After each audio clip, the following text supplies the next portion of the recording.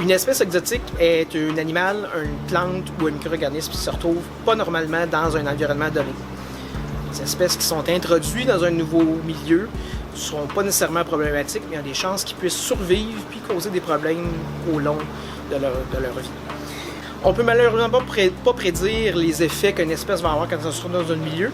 Donc c'est pour ça qu'il faut être très prudent quand on fait affaire avec des espèces qui ne sont pas dans notre milieu naturel.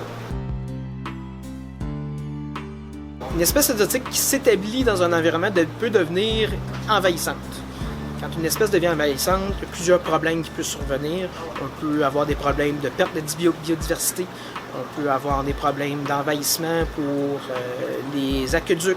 Donc, il y a beaucoup de réparations au niveau des infrastructures qui sont à faire. On peut avoir des problèmes sociétaires dans le sens que beaucoup d'activités aquatiques qui vont être impossibles à faire. Puis aussi des impacts potentiellement des impacts sur la santé. On peut attraper des maladies ou se blesser sur les plantes en question.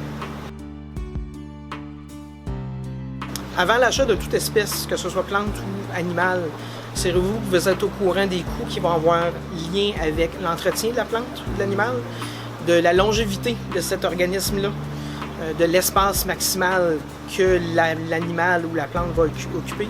Puis aussi, assurez-vous d'être capable de subvenir à tous les besoins tout au long de sa vie.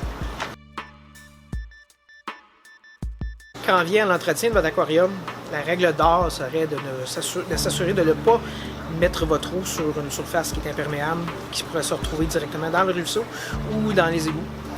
Si vous pouvez, l'idéal serait de réutiliser votre eau pour exemple, arroser vos plantes ou pour utiliser dans votre jardin où l'eau va être absorbée par la terre. Si vous avez besoin de vous débarrasser de votre animal, de votre plante, essayez de trouver une nouvelle maison, un voisin ou un ami qui pourrait le reprendre. Sinon, informez-vous, il y a beaucoup d'animaleries qui vont reprendre des animaux qui ont déjà acheté ou des animaleries qui vont reprendre des animaux qui viennent d'ailleurs.